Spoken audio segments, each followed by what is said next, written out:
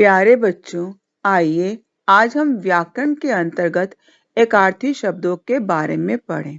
बच्चों, जरा इस चित्र की ओर ध्यानपूर्वक देखिए। यहाँ दो शब्द दिए गए हैं, अस्त्र शस्त्र।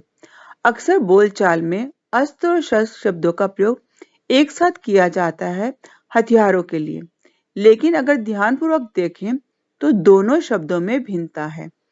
अस्त्र का मतलब है ऐसा हथियार जो फेंक कर चलाया जाने वाला हो, जैसा कि तीर कमान, जबकि शस्त्र का अर्थ है ऐसा हथियार जो हाथ में पकड़कर चलाया जाए, जैसे कि यहाँ तलवार है।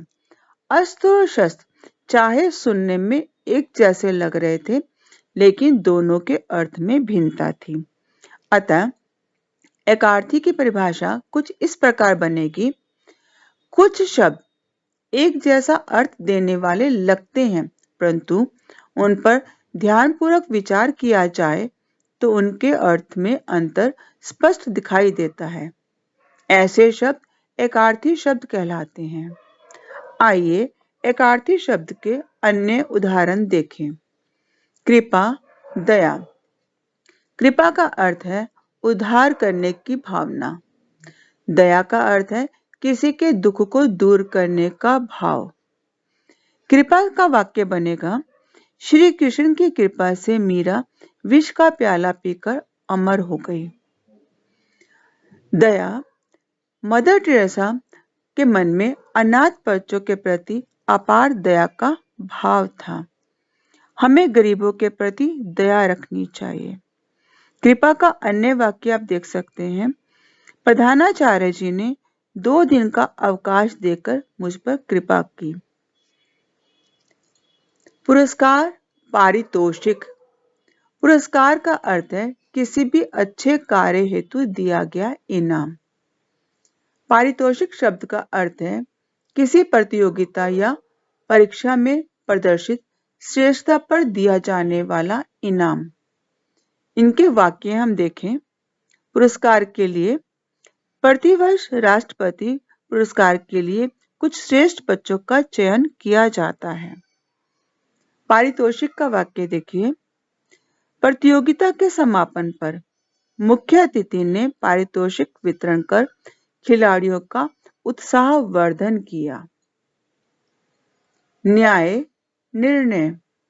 न्याय का अर्थ है सही गलत का सही निर्धारण, और निर्णय का अर्थ है निश्चय, चाहे वह सही हो या गलत।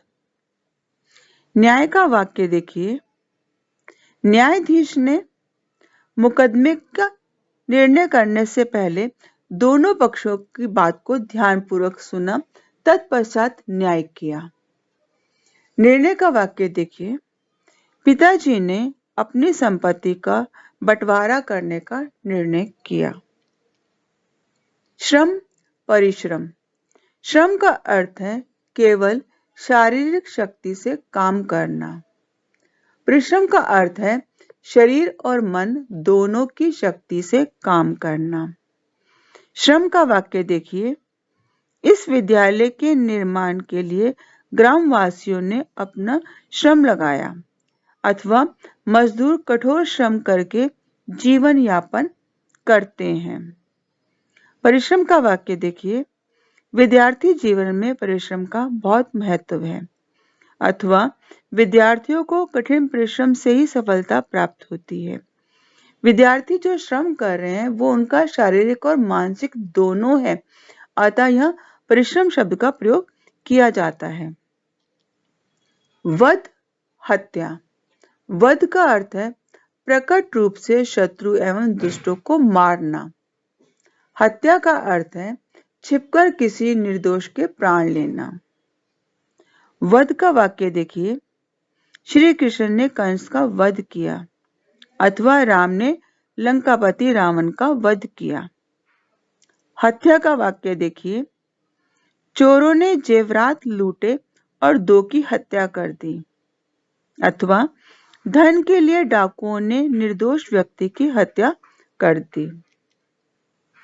लज्जा, गलानी। लज्जा का अर्थ है स्वभाव से ही किसी के सम्मुख लजाने का भाव। ग्लानि का अर्थ है किसी दोष या अपराध के कारण मन में लज्जित होना। लज्जा का वाक्य देखिए, दुल्हन को सबके सामने लज्जा आती है, अथवा लज्जा नारी का आभूषण है। ग्लानि का वाक्य देखिए, मोहनदास को अपनी गलती पर ग्लानि हुई, अथवा अब बूढ़ी काकी को आत्मग्लानि हो रही थी। संदेह, भ्रम। संदेह का अर्थ है शक या अनिश्चय की स्थिति। भ्रम का अर्थ है मिथ्या प्रतीति या ज्ञान। संदेह का वाक्य देखिए, पुलिस को विवेक के चोरी में शामिल होने का संदेह है, अथवा राजेश के हाव भाव देखकर संदेह हो रहा है कि कहीं उसके यहाँ तो कोई लेनदार नहीं आया है। भ्रम का वाक्य देखिए, मंत्रियों के परस्पर इस प्रकार बातचीत करते देखकर लग रहा है मुझे इस बात का भ्रम हो रहा है कि शायद वो किसी दूसरे दल में जाने की बात कर रहे हैं। अथवा रस्सी को सांप समझकर कमला इस तरह से अभिभूत हो गई, उसे ये भ्रम हुआ कि मानो ये सांप रस्सी नहीं सांप है। खोज, आविष्कार। खोज का अर्थ है अज्ञात वस्तु का पता लगाना। आविष्कार का अर्थ है किसी नई वस्तु का निर्णय करना। खोज का वाक्य देखिए, आदि मानव ने आग की खोज की थी, अथवा मैडम क्यूरी ने रेडियम की खोज की थी, या वास्को डी गामा ने भारत की खोज की थी। किसी अज्ञात वस्तु का पता लगाने के लिए खोज शब्द का प्रयोग होगा। आविष्कार शब्द का प्रयोग वहां किया जाता है जहां किसी नई वस्तु का निर्माण कार्य किया जाए। जैसे डॉक्टर खुराना ने कृत्रिम जीन का आविष्कार किया, अथवा एडिसन ने बल्ब का आविष्कार किया, या हम कह सकते हैं चार्ल्स बेबेज ने कंप्यूटर का आविष्कार किया। इसी से संबंधित एक अन्य शब्द है अनुसंधान। अनुसंधान का मतलब होता है कि पहले से उपस्थित वस्तु के बारे में नए तथ्यों का पता लगाना। कोई बात ऐसी जो पहले से विद्यमान हो, उसके बारे में कुछ नई बातों की जानकारी हासिल करना अनुसंधान कहलाता है। अंतरिक्ष अनुसंधान में भारत की प्रगति उल्लेखनीय है। संतोष, तृप्ति।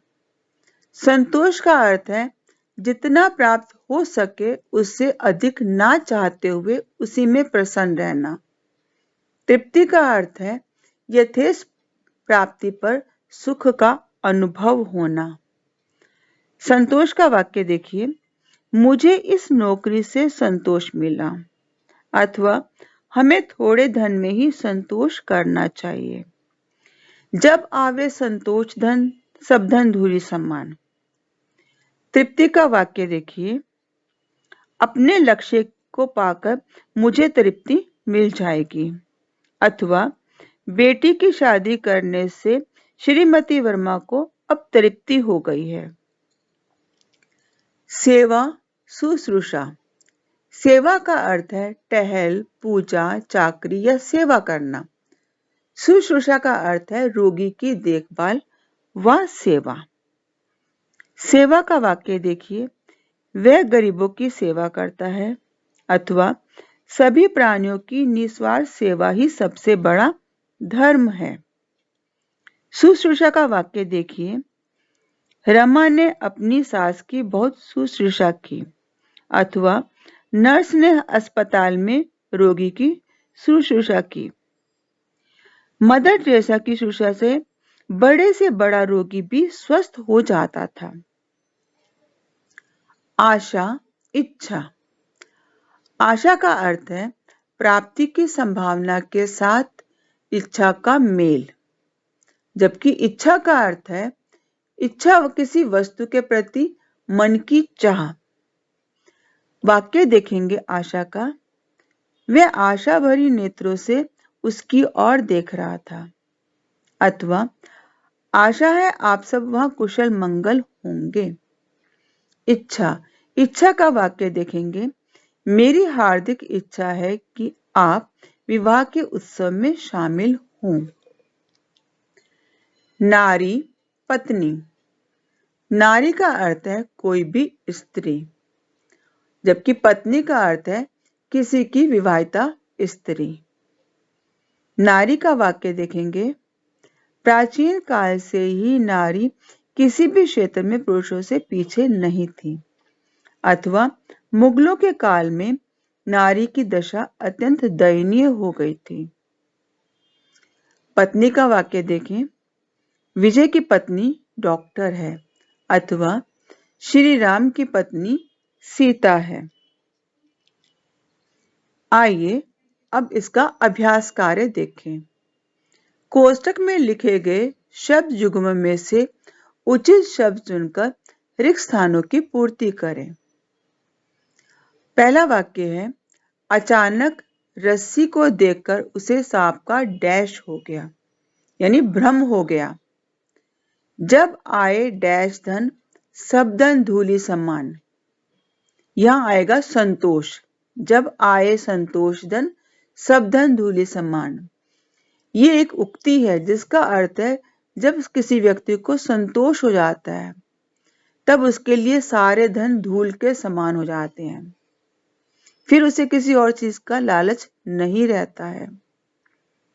अगला वाक्य देखिए। अभियुक्त को जज के डैश पर पूरा भरोसा था, न्याय पर। उनकी डैश का निधन हो गया, पत्नी। परीक्षा में नकल करते पकड़े जाने पर उसे ग्लानि महसूस हुई।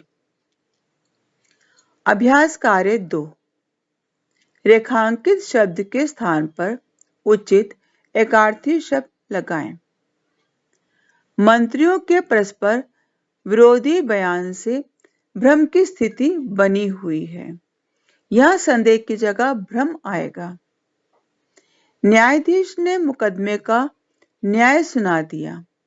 यह न्याय के स्थान पर निर्णय शब्द आएगा।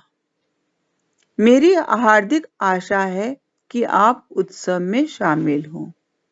यह आशा के स्थान पर इच्छा शब्द आएगा। मेरी हार्दिक इच्छा है कि आप उत्सव में शामिल हों। नर्स ने अस्पताल में रोगी की सेवा की। सेवा के स्थान पर आएगा शुश्रूषा। प्रधानाचार्य ने 2 दिन का अवकाश देकर मुझ पर दया की। यह दया के स्थान पर कृपा शब्द का प्रयोग किया जाएगा। मणिकर्ण और उसकी स्त्री ने अपना सारा जीवन दलितों की सेवा में लगाने का संकल्प लिया। यह स्त्री के स्थान पर शब्द आएगा पत्नी। बच्चों, आशा है आपको ये एकार्थी शब्द समझ में आ गए होंगे। धन्यवाद।